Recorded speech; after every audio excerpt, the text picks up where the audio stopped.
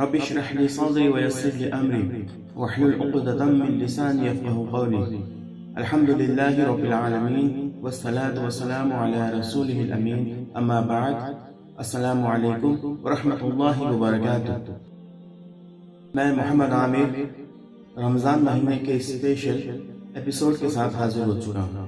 آج انشاءاللہ تعالی جھوٹ کے نتائج کے بارے میں بات کریں گے، جس سے ہماری زندگی متاثر ہوتی ہے اور ہمیں دنیا میں اور آخرت میں اس سے جو تکلیف ہونے والی ہے اس کے بارے میں بات کریں گے.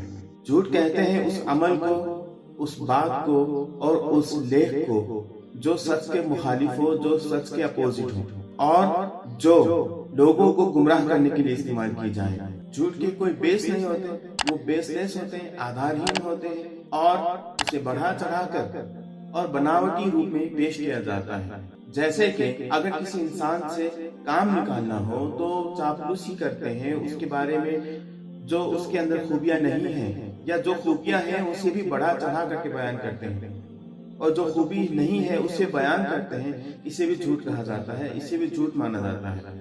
موجودہ دنیا میں جھوٹ بہت پھیلی ہوئی برائی ہے اور یہ جڑ ہے بہت ساری بیماریوں کی.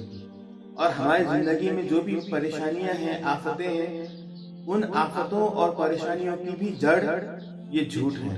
جھوٹ کا استعمال عام طور پر لوگ سچ کو چھپانے کے لیے کرتے ہیں، یا لوگوں کو گمراہ کرنے کے لیے کرتے ہیں، یا وقتی طور پر جو دنیاوی فائدہ حاصل ہو سکتا ہے اس سے حاصل کرنے کے لیے جھوٹ کا استعمال کیا جاتا ہے. جس طریقے سے ہم لوگ بزنس میں جھوٹ بول کر کے جو ہمارے پاس سامان ہے جھوٹ بول کر کے اس کو بیچتے ہیں تاکہ اس سے تھوڑا زیادہ پروفٹ ہمیں مل جائے. مان لیجئے جو سامان میرے پاس ہے اگر وہ میں سچی بات کہہ کر کے بیچوں تو اس کے 10 روپے آئیں گے، تو جھوٹ بولنے پر اگر 20 روپے ملتے ہیں تو لوگ جھوٹ بولنا شروع کر دیتے ہیں. اور جھوٹ بولنے میں سب سے بدترین جو بات مانی جاتی ہے وہ ہے اللہ کا نام لے کر کے جھوٹ بولنا، اللہ کا قسم کھا کر کے جھوٹ بولنا. جیسے کچھ لوگ عام طور پر کرتے ہیں اپنی بات کو ثابت کرنے کے لیے کہ اللہ کی قسم میں قسم کھانے کے لیے تیار ہوں، میں قرآن ہاتھ میں اٹھانے کے لیے تیار ہوں، مگر میں بات سچ بول رہا ہوں. قرآن میں بارہا جھوٹ سے متنبہ کیا گیا ہے، اس کے نقصانات سے آگاہ کیا گیا ہے اور یہ بتایا گیا ہے کہ جھوٹ نہ بولا جائے، جھوٹ کو سچائی کے ساتھ نہ ملایا جائے، جھوٹ اور سچ کو ساتھ نہ رکھا جائے، کیونکہ یہ دو ایسی چیزیں ہیں جو الگ الگ رہنے والی چیزیں ہیں. میان میں یا جھوٹی بات رہے گی یا سچی بات رہے گی، دونوں ایک ساتھ ایک میان کے اندر موجود نہیں ہو سکتے. اگر وجود میں ہے تو یہ وہ صفت ہے جو منافق کی صفت مانی جاتی ہے. جھوٹ کے بارے میں قرآن میں مزید یہ بھی بتایا گیا ہے کہ جو لوگ جھوٹے ہوتے ہیں اللہ تعالیٰ ان لوگوں کو کبھی بھی ہدایت عطا نہیں کرتا ہے. اور قرآن ہی میں دوسری جگہ یہ بھی بتایا گیا ہے کہ جو لوگ جھوٹے ہوتے ہیں اللہ تعالیٰ کی لعنت ان کے اوپر ہوتی ہے.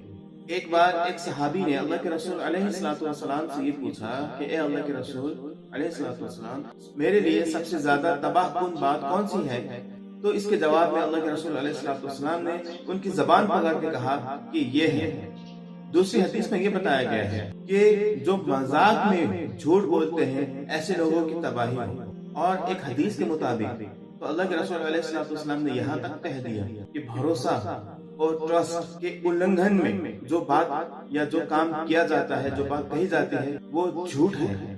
اور اس کے برخلاف سچائی کے بارے میں اور سچ کے بارے میں قرآن کے اندر بہت ساری باتیں بیان کی گئی ہیں اور اسے ایک بہترین عادت اور عمل کے طور پر پیش کیا گیا ہے. قرآن میں کہا گیا ہے کہ اللہ تعالیٰ جو سچے لوگ ہیں ان کو ان کی سچائی کی وجہ سے بہترین اجر عطا کرے گا.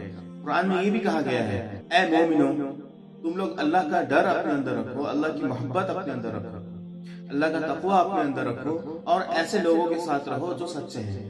اور دوسری جگہ یہ فرمایا گیا ہے کہ اے مومنو، اللہ کا تقوی اختیار کرو اور جو صحیح بات ہے وہی کیا کرو. تو یہ چند باتیں تھیں جو جھوٹ کے بارے میں اور جھوٹ کے برے نتائج کے بارے میں بتائی گئی. اس سے انکار نہیں ہے کہ جھوٹ کے بہت برے نتائج ہوتے ہیں ہماری زندگی میں، اور اس سے بھی انکار نہیں ہے جو سچ بولنے والے ہوتے ہیں ان کو اللہ تعالیٰ دنیا اور آخرت دونوں ہی جگہوں میں اچھی نعمتوں سے نوازتا ہے، اچھے اجر سے نوازتا ہے. تو یہ دونوں باتیں سچی ہیں اور پکی ہیں. اس پر یقین رکھنا ہمارا ایمان کا ایک حصہ ہے. اسی لیے اللہ رب العزت سے دعا ہے کہ اللہ رب العزت ہمیں جھوٹ سے محفوظ رکھے، ہمیں جھوٹ کے قریب بھی بھٹکنے سے ہمیں بچائے، اور ہمیں اپنی زندگی میں سچ کا سہارا لینے اور اسی کے مطابق اپنی زندگی گزارنے کی اللہ ہمیں توفیق عطا فرمائے۔ آمین۔ وآخر دعوانا ان الحمد للہ رب العالمین۔ السلام علیکم ورحمۃ اللہ وبرکاتہ۔